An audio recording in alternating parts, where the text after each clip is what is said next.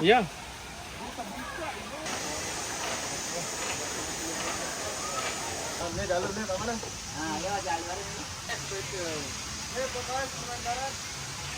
Oke, selamat siang semuanya. Ini kita coba akan berbincang santai dengan saudara saya ini, pemangku pariwisata Lombok Timur ya. Ini kita perkenalkan dulu ini dengan saudara Yogi. Bang Yogi, gimana kabar Bang Yogi? Selamat pagi. Selamat pagi ya. Ya. Meskipun sudah sore, semangat tetap harus semangat pagi. Oke, Gi, posisi kita di mana nih? Kita ini sedang berada di hutan belantara. Ya, di lokasinya ini, persisnya di mana ini? Kita berada ini. Cukup ramai soalnya ini. Ini berada di Pancor Kopong. Pancor Kopong. Oke. Semuanya kita berada di salah satu objek wisata di Lombok Timur, yaitu objek wisata buatan ya, Pancor Kopong, Mas Bage Utara. Ya, gitu. Gimana tanggapan saudara Ogi selaku pemangku pariwisata di Lombok Timur melihat situasi saat ini di Pancor Kopong? Jadi Bapak Ibu semuanya, hadirin hadirat yang dirahmati Allah Subhanahu wa taala. Pada kali ini kita akan membual tentang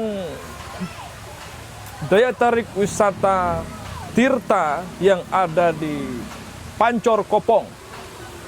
Bualan kita pada sesi ini mengobservasi sekaligus relaksasi. Yang pertama bahwa kalau dalam pengamatan pemerintah bahwa destinasi itu harus memenuhi standar ramah anak, ramah keluarga, infrastrukturnya itu harus standar, serta iklim investasi dalam usaha mikro menengah, kemudian dalam sistem zoning dan lain-lain, semua destinasi itu harus terstandar menurut pemerintah. Tetapi menurut audien masyarakat nangan-nangan wah mai. Oke, kalau kita berbicara infrastruktur ya, baru kita datang ya dari pintu gerbang tadi. Dari segi infrastruktur seperti apa saudara Ogi menilainya? Dari segi apa, tempat parkir lah contohnya. Ya, jadi pariwisata itu memang sesuai dia dengan segmennya. Ya. Ya, jika citra wisata kita berkumpul seperti ini, parkirannya menyatu, kemudian juga tidak ada sistem zoning, ya karena memang segmen pasar nangannya doang wah mai. Artinya mungkin di beberapa destinasi seperti di wilayah urban, di perkotaan atau di luar negeri, memang mereka sangat kuat dan prioritas sekali terhadap quality ya. Itu dia seimbang juga dengan kualitas pengunjungnya. Jadi destinasi wisata itu kadang-kala kita harus mengekuivalenkan quality pengunjung dengan quality destination. Di mana destinasi itu dia akan bergerak pengembangannya sesuai dengan segmen pasar. Memang kalau kita melihat secara panduan pakem dalam konteks pengembangan destinasi, ini tata ruangnya nggak jelas. Tetapi apakah pengelola merasa risih dengan tata ruang yang tidak jelas ini? Biasa saja. Dan mereka menganggap, oh santai saja bos, pengunjung kami juga sudah sangat puas ini bos. Nah, yang mengakibatkan kualitas pengunjung itu juga menentukan kualitas destinasi. Lamun pengunjung wah nangannya doang mai tinggal nyebur kancang bakar manuk wah selesai dap pengunjung, ya bagi pengelola juga sampai tono.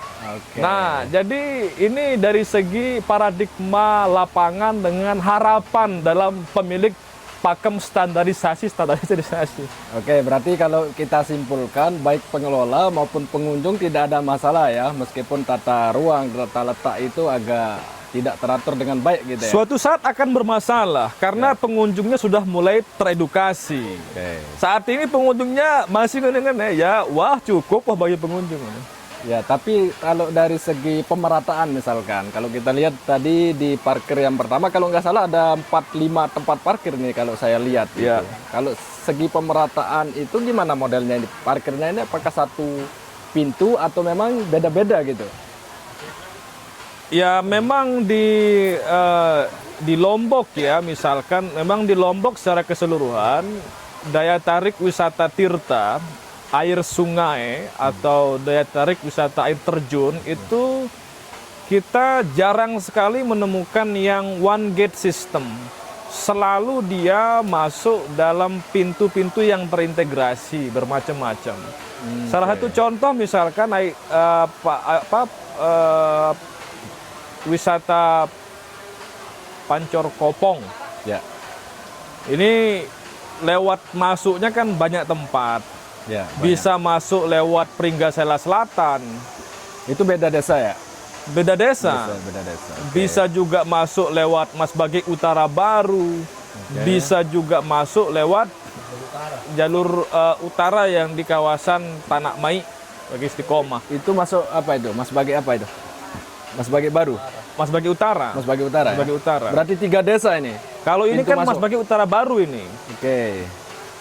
Nah, akhirnya di beberapa delinasi desa ini memang punya kesempatan juga untuk membuka gate itu kan.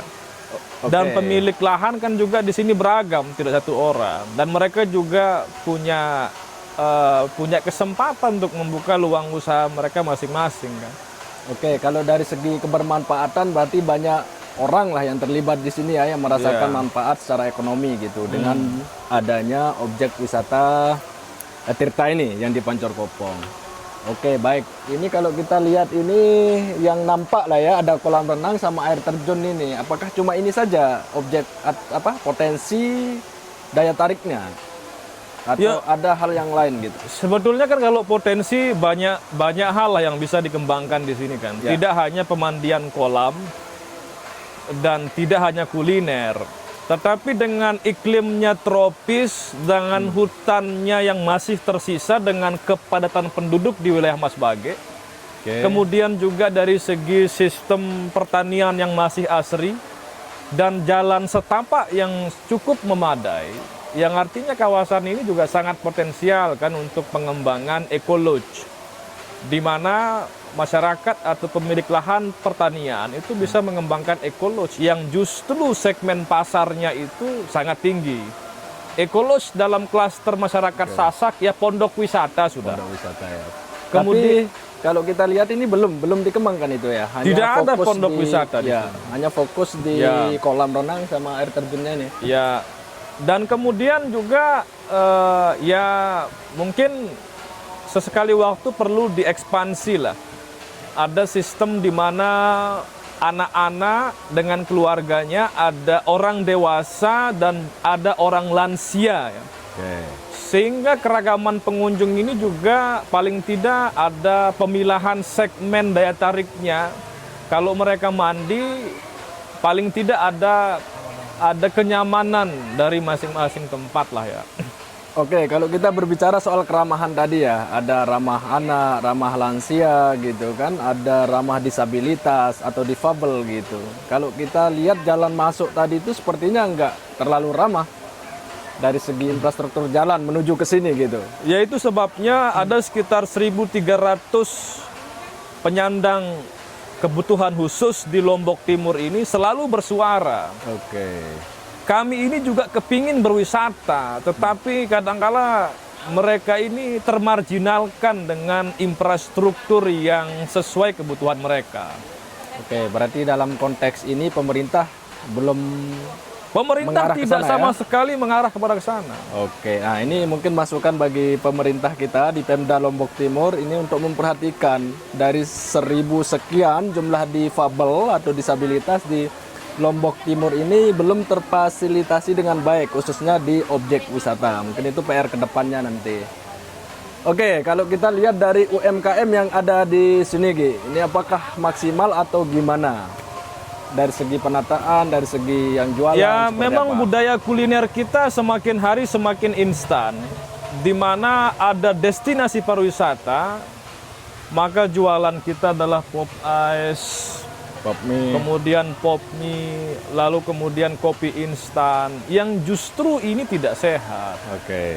Tetapi lagi-lagi kualitas pengunjung itu menentukan kualitas destinasi.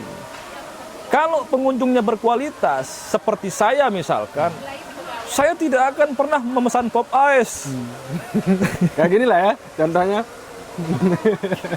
Iya, tetapi terpaksa. Karena nggak ada pilihan Karena lain. nggak ada pilihan. Karena walaupun kita ngerti tidak sehat. Iya.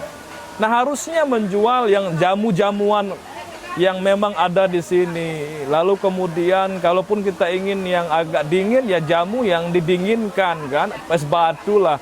Kalau ada es teh, adalah es jamu kan. Oke. Kalau ada makanan ringan, ya adalah ubi-ubi yang dibakar.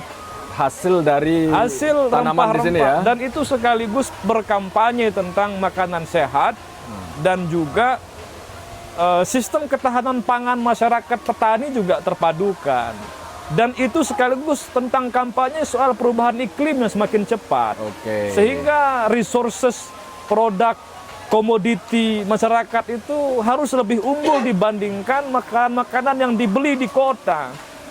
Oke, itu sedikit kritikan dari salah satu aktivis pariwisata Lombok Timur. Ini mungkin bagi UMKM yang ada di sini, sekiranya masukan yang tadi cukup bagus. Itu jangan sampai kuliner khas yang kita miliki tidak dimunculkan di tempat ini. Padahal potensi yang kita lihat di daerah sini cukup banyak gitu. Kenapa tidak itu yang dijual, tidak hanya makanan-makanan instan saja.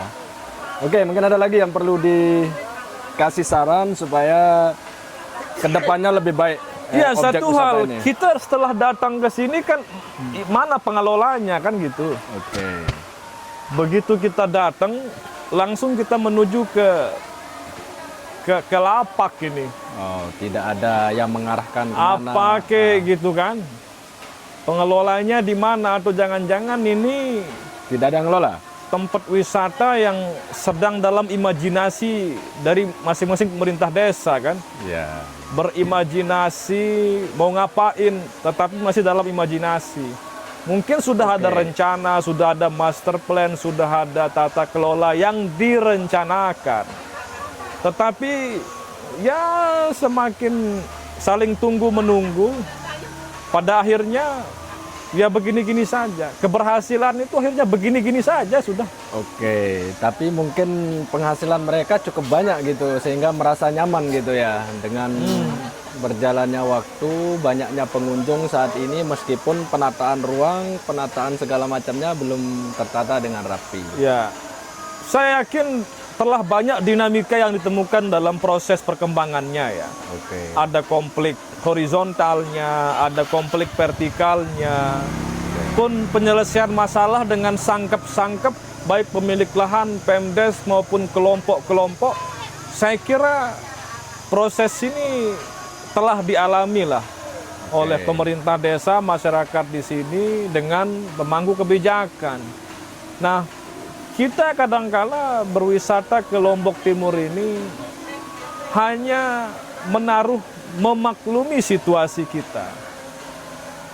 Jadi tidak bisa kita berpanjang lebar untuk menuntut dengan banyak fragmentasi, kita ingin itu, kita ingin itu. Oke.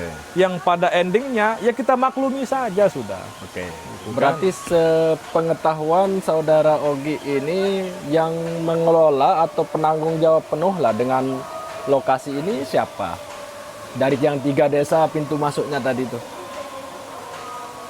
Ini yang saya masih belum ngerti seperti apa ya. Ya walaupun dulu ada pembuatan kelompok pengelolaannya. Tetapi yang terkini saya masih belum tahu. Belum persis. update ya. Oke, ini kalau kita lihat air terjunnya ini kan beberapa sumber nih keluar airnya ini. Apakah ini memang sumber mata air atau memang dialirkan kayak gimana modelnya? Memang ini mata air ini. Mata Jadi air di sini pengembulan. Oke. Air pengembulan itu sebabnya kualitas airnya itu masih bagus, sangat terjamin higienisnya, kualitas airnya. Dan juga ada di tempat di sebelum kolam itu kan memang di sana sangat besar sekali di airnya. Mata airnya ya, sumber mata Ya, airnya. itu sebabnya dibuatin pagar sedikit karena memang itu sistem aliran airnya yang volumenya cukup besar lah. Berarti ini sustainable ya airnya itu, meskipun musim Berkelanjutan. kemarau, musim hujan tetap ada airnya gitu. Tetap ya. Oke. Stabil. Ya, mungkin itu sedikit gambaran teman-teman semua. Sampai ketemu lagi di podcast berikutnya ya, dengan narasumber yang tidak kalah hebat juga. Oke, salam Pak Ugi, Baik. terima kasih atas Ya. informasi yang diberikan. Sampai jumpa.